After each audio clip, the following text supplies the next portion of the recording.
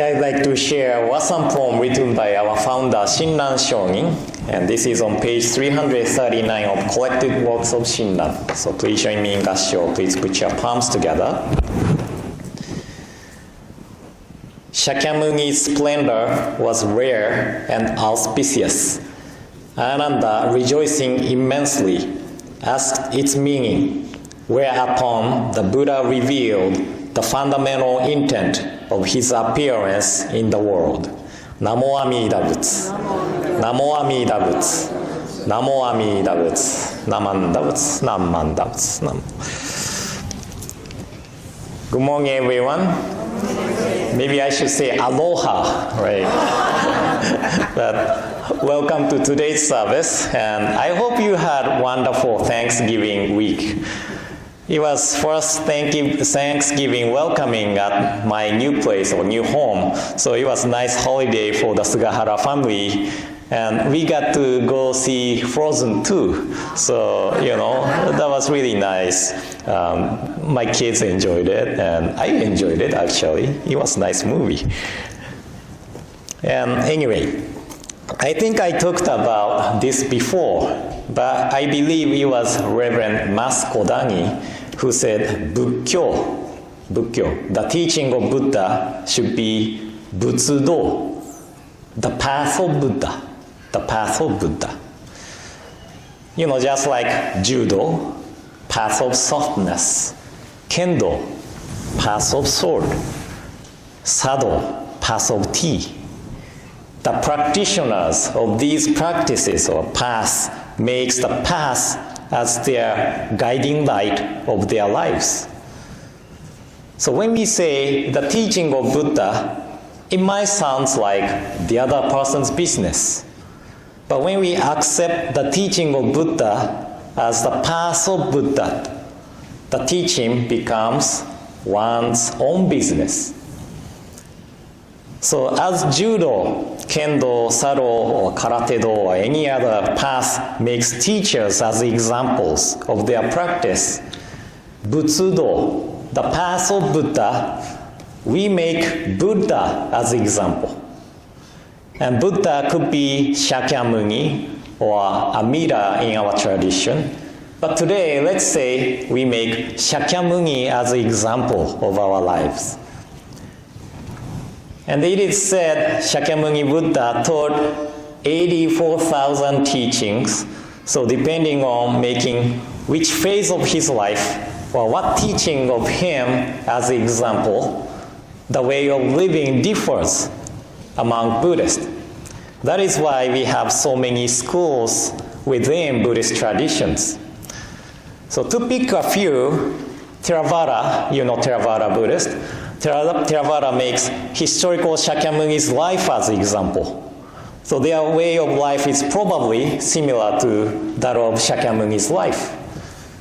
And Kegon or Fayan makes Shakyamuni's initial enlightenment as an example. So they follow the sutra titled Avatamsaka Sutra, which talks about the initial enlightenment of Shakyamuni. And famous Zen or Chan makes Shakyamuni's experience of awakening through sitting meditation as an example.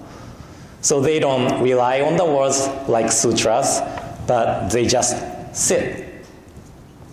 And Hosso or Fajan, or representation of these schools, makes Shakyamuni's way of analyzing the mind as an example. So, in olden days, each school claimed that this is the best and this is the true teaching of Shakyamuni Buddha. But to me, differences of the schools are just differences of making which teaching of or what phase of life of Shakyamuni as example of our lives. So we don't have to claim that this is the true and best teaching of Shakyamuni for everybody, but realizing that this is the true teaching for me, this is the path for me, is important to walk the path of Buddha. Then what part of Shakyamuni's life or teaching Joro Shinshu makes as example. Do you know the sutras we rely on? No? The sutras we rely on is the largest sutra of Buddha of Immeasurable Life. Yeah, there's 2 volumes. The smaller sutra of Buddha of Immeasurable Life, known as Amida-kyo, and the Contemplation Sutra. So you see 4 scrolls in front of the table in outer area. That is the 3 Pure Land Sutras we rely on. And the larger sutra is most important among these 3 sutras. Our founder Shinran Shongin said that the larger sutra is the true teaching of Shakyamuni, because Shakyamuni's splendor was rare and auspicious when he was about to talk about the teaching of Amida Buddha, Buddha of infinite wisdom and compassion. So as I talked before, when we share or when we talk about something we really want, we naturally smile and we seem happy. So Shakyamuni looked happy to share the teaching of Amida because this is a teaching which saves multitude of beings. And in Buddhism, we are taught that this world we are living is where we experience suffering of birth, aging, illness, and death. And we cycle this birth, aging, illness, and death. This is called samsara, or reincarnation. So to save means to liberate beings from this reincarnation by attaining birth into the realm, Buddha field of Amida Buddha, called Skavati, often translated as the Pure Land. So in this larger sutra, Shakyamuni teaches us that we unfailingly attain birth into the Pure Land by accepting the working of Amida's primal vow to save us. And he recommends us to walk this path. So we make Shakyamuni's advice, guidance as example, and live a life guided by the working of Amida's primal vow to save us. This is the path of Joro Shinshu Buddhist. And simply saying, Amida's primal vow is a vow saying, don't worry, just entrust yourself to my working. So it is just like traveling by the big ship. It's not my effort to reach to the destination, but it is the working of ship that we reach to the destination. So we reach to Skavati, the Pure Land, by the working of Amida. And because we'll be assured to be born into the Pure Land when we pass away by the working of Amida, our way of life will be different from before we encounter the teaching. I don't know if you know this, but there's a field of study named thanatology. Thanatos is the Greek god of death. So thanatology's object of study is death. And the aim is to educate people to prepare for unavoidable truths of life, that we have to die someday, and try to think what is important in this life. This is the study called thanatology. The path of Joro Shinshu provides the path that the death is not the ending or permanent separation. It is a new beginning of life as a Buddha. And as I said, reincarnation means to cycle this life of birth, aging, illness, and death.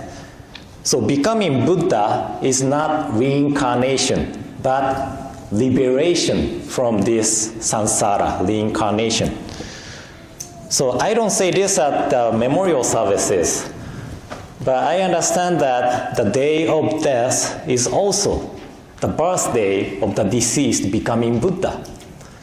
So for Joro Shinshu Buddhists, this is not only the sad occasion, but also the happy occasion for the one who was to experience this reincarnation again and again, able to become Buddha, who leads us to the truth of our lives.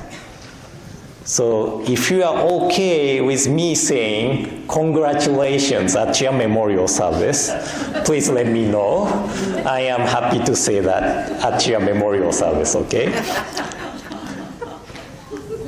But understanding death in this way, our way of living this life, how we should live this life changes. You know, it is like turning our way of understanding of life 180 degrees. You know, Shakyamuni told us that life is suffering, and cause of suffering is our self-centered ideas or viewpoints. And Amita's calling in Namo Amida Butsu make us awake us from this self-centered viewpoint. And when we receive the wisdom of Amida in the calling, Namo Amida Butsu, meaning of aging becomes not just we get old and hard to move around. Aging means we receive lives of so many to sustain our lives until today. And I'm sure that I shared this before, but this today makes 14,391 days since my birth into this world. If I had 3 meals a day, that means I had 43,173 meals in my whole life. So to prepare the numbers of meals, there were so many people's efforts were involved to prepare that amount of meals. So many lives were taken to prepare the meals. So from the self-centered viewpoint, aging is suffering.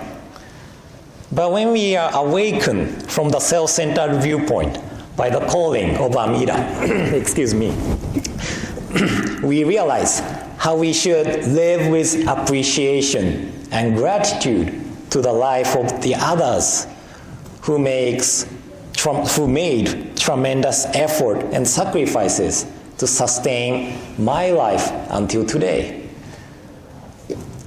And illness. Illness is something we don't want to experience.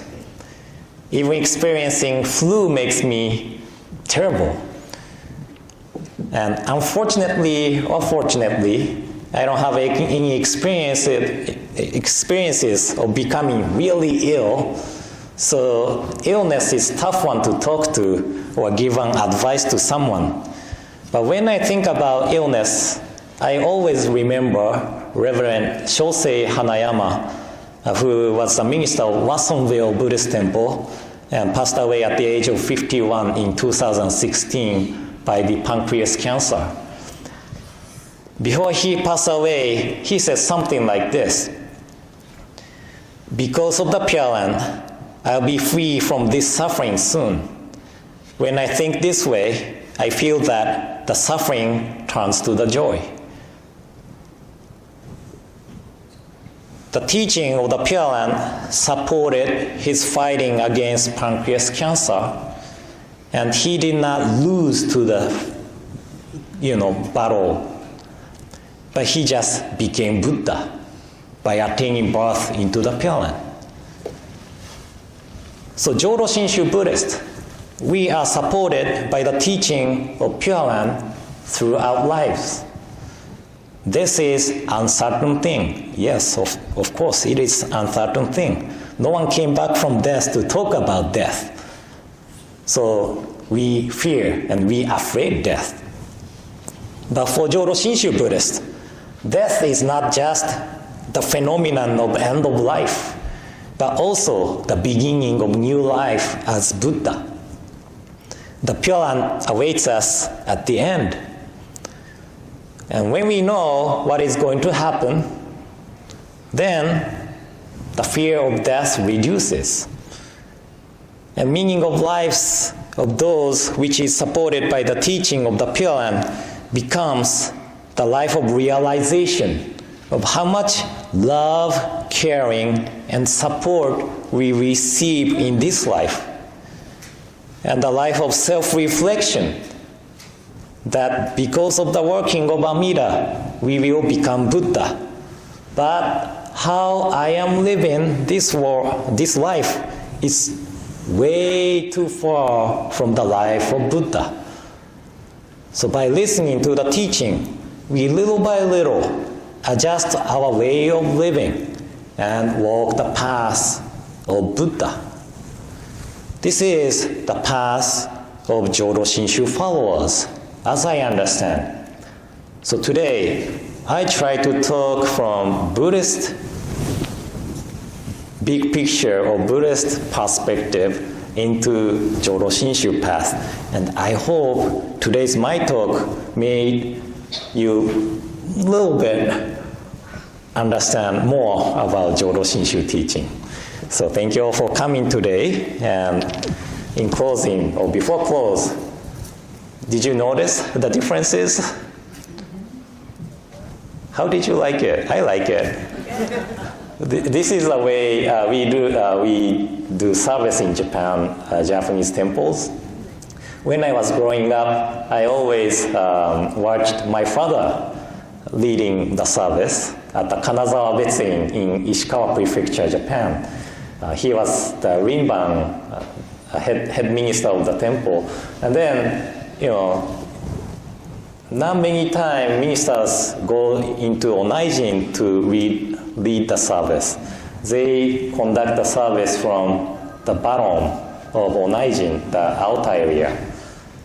And I like the feeling because I am at the same level with everybody, and I'm with minister's assistants, and we are facing one direction. Everybody is facing one direction. So I really like this way, and I hope we can keep this way of conducting service. Special service occasions, I have to go inside to do some performance of rituals, but regular services, I think this is a good way to conduct the service.